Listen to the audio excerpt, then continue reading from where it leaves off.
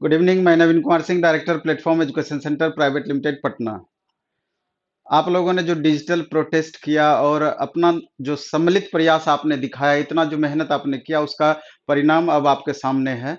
आप पहले NTPC CBT 1 का आपका एक रिजल्ट का डेट दिया, उसके बाद उसका एग्जाम का डेट दिया, और अब अंततः आप लोगों का जो डिमांड था कि आरआरसी ग्रुप डी का एग्जाम का डेट आना चाहिए, तो वो भी अब आपका टेंटेटिव डेट इसका आ गया। तो पहले तो इसके बारे में थोड़ा सा हम बोल देना चाहते हैं, फिर अन्य बातों को भी हम रखेंगे आपके सामने कि जैसा कि आपको पता चल ही गया होगा कि इम्प्लॉयमेंट नोटिस नंबर 01/2019, यही आपका इम्प्लॉयमेंट नोटिस नंबर है ग्रुप डी का। और टेंटेटिव एग्जाम डेट आपका 23 फरवरी 2022 इन मल्टीपल फेजेज, यानी कई चरणों में इसका होगा, लेकिन इसका आगाज जो होगा 23 फरवरी से स्टार्ट होगा। इसके बाद जो आपका दिया है कि एग्जाम सिटी और SC ST के लिए जो पास इशू किया जाता है, वो एग्जाम डेट से 10 दिन पहले आपका कंफर्म किया जाएगा। एग्जाम सिटी और SC ST के लिए जो पास इशू किया जाता है, वो एग्जाम डेट से 10 दिन पहले। और ई कॉल लेटर जो आपका जारी किया जाएगा, वो एग्जाम डेट से 4 दिन पहले जारी किया जाएगा। और इसके अलावे आपका 4,85,607 कैंडिडेट जिनका इनवैलिड फोटोग्राफ और सिग्नेचर के कारण जिनका इनवैलिड हुआ था, और उसका जो मॉडिफिकेशन लिंक है, वो आपका 15 दिसंबर से लेकर 26 दिसंबर के बीच में आपका कंटिन्यू रहेगा। वहां पर आप जाकर के सुधार कर सकते हैं। ये तो हो गई कि आप आज जो आपका सूचना दिया गया उसके संदर्भ में। अब हम आपसे ये कहना चाहते हैं कि इसमें आप समझ लीजिए कि लगभग 70% ऐसे स्टूडेंट हैं जिनका कि एनटीपीसी सीबीटी 1 भी दिए थे, और इसके बाद ग्रुप डी भी है आपका। तो ये दोनों कॉमन बच्चे हैं। तो ये तो आपको 15 जनवरी को पता चल जाएगा कि किन बच्चों का रिजल्ट हुआ, किन बच्चों को सीबीटी 2 एग्जाम देना है। लेकिन फिर भी जो एक संभावित कट ऑफ से जिनका ऊपर है, तो वो तो निश्चित रूप से अभी से तैयारी में लग गए होंगे एनटीपीसी सीबीटी 2 का। और जो सीबीटी 2 का तैयारी करेंगे, उनको ग्रुप डी का के लिए अलग से तैयारी करने की बिल्कुल ही जरूरत नहीं है। और जिनका सिर्फ ग्रुप डी का एग्जाम संभावित है, जिनको सिर्फ ग्रुप डी का एग्जाम देना है, तो अब आपके लिए ये बात समझ लीजिए कि करो या मरो वाली स्थिति है, डू और डाई वाली स्थिति है। क्योंकि आगामी जो आपका 2 महीने है, 2 महीने का लगभग आपके पास समय है, उसको एकदम दिन रात एक कर देना है, अधिक से अधिक मेहनत करके एनी हाउ रिजल्ट में कन्वर्ट करने का प्रयास करना है। क्योंकि 1,03,000 करीब आपका ग्रुप डी की वैकेंसी और 35,200 के लगभग आपका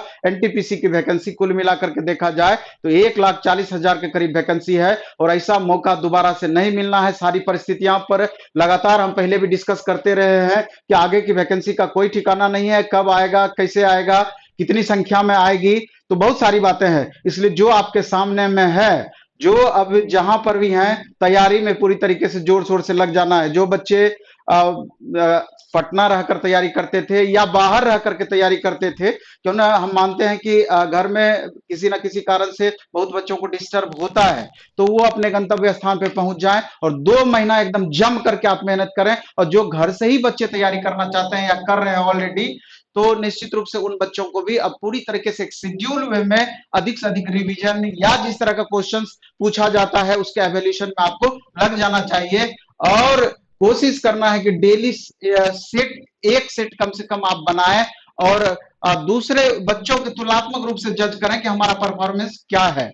तो इसके लिए आप, हम ये पहले भी चर्चा किए थे कि आपस में भी 2 4 5 बच्चे का ग्रुप बना के डेली अब सेट बनाएं। इसके अलावे जहां टेस्ट सीरीज चल रहा हो, सप्ताह में 1 दिन 2 दिन वहां आकर के भी प्रैक्टिस कर सकते हैं, जहां अधिक से अधिक बच्चे एक साथ टेस्ट देते हैं। क्योंकि उतने अधिक बच्चे में अगर आप जज करते हैं खुद का रैंक, तो और कम्पिटिटिव लेवल जो आपका है वो आपका अपग्रेड होगा, ऊपर बढ़ेगा। और अभी भी आपका जो कमियां हैं जिसके कारण से आपका रिजल्ट प्रभावित होता है या बहुत ज्यादा स्कोर नहीं बढ़ पाता है, तो अभी भी उसको चिन्हित करके 2 महीने के दौरान आप अधिक से अधिक प्रैक्टिस करके उसमें इंप्रूवमेंट लाने का प्रयास करें। और हम जो एक जो उसमें टारगेट देते हैं कि 100 में से 70 प्लस मार्क्स आपको ग्रुप डी के लिए लाना चाहिए। जब भी आप सेट बनाए, आप 70 से जितना ऊपर जाएंगे उतना ही संभावनाएं आपकी बढ़ती चली जाएगी, और 70 से जितना ही कम आपका स्कोर जाएगा उतनी ही संभावनाएं कम होती चली जाएगी। प्लेटफॉर्म में भी अभी यहाँ ऑफलाइन मोड में अभी सप्ताह में 2 दिन, प्रत्येक सोमवार और इसके अलावा शनिवार, प्रत्येक सोमवार और शनिवार को शाम में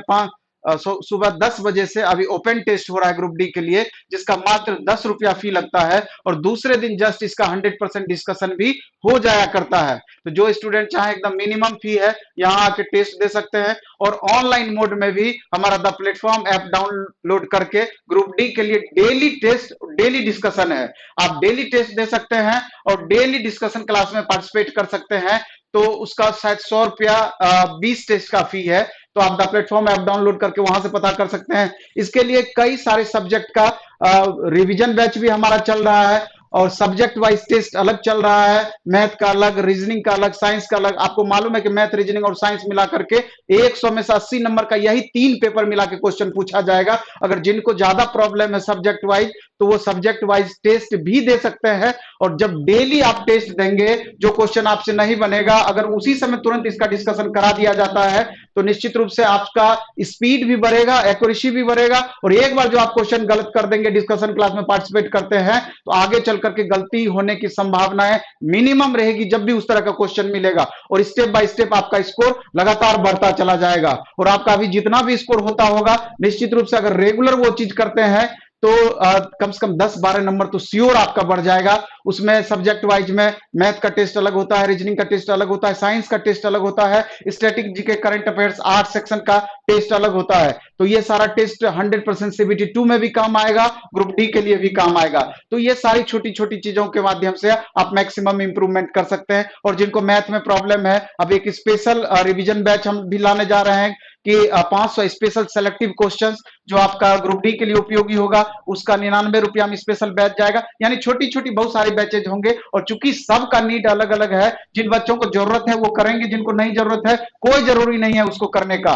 तो ये रिवीजन के लिए सारा कुछ छोटा छोटा आपका स्पेशल चलेगा, जिससे कि आपकी तैयारी और बेहतर हो पाए। और नहीं तो आप सेल्फ स्टडी अगर करते हैं, तो सेल्फ स्टडी ही बेहतर तरीके से करें, तो उसके माध्यम से भी आपका रिजल्ट संभव है। लेकिन 2 महीना आप सुबह सुबह आप एक रूटीन तय कर लीजिए कि डेली हमको 8 से 10 घंटे का रूटीन बनाना है। उससे ज्यादा अगर संभव है, उससे ज्यादा का भी आप रूटीन बनाएं, लेकिन एक क्रमबद्ध तरीके से, एक शेड्यूल वे में आप बेहतर तरीके से लगातार रिवीजन करें, लगातार डिस्कशन करें, और लगातार सेट बनाएं, जिससे कि आपको इसका मैक्सिमम लाभ मिल पाए। चलिए, ग्रुप डी के संदर्भ में भी ढेर सारा चीज हम लगातार लेकर के आएंगे, और हमारा प्रयास होगा। हम तो यही चीज समझते हैं कि सारे बच्चों में इतनी प्रतिभा है कि अगर वो ईमानदारी से लग जाए तो असंभव कुछ भी नहीं है। बस खाली उसको अपने अंदर की प्रतिभा ज्ञात करने की जरूरत होती है। और जो एक शिक्षक जो है, एक ट्यूटर जो होते हैं, गुरुजन जो आपके हैं, तो सिर्फ उनका कर्तव्य होता है कि उन बच्चों के अंदर में छिपी हुई प्रतिभा से उन बच्चों को अवगत कराएं।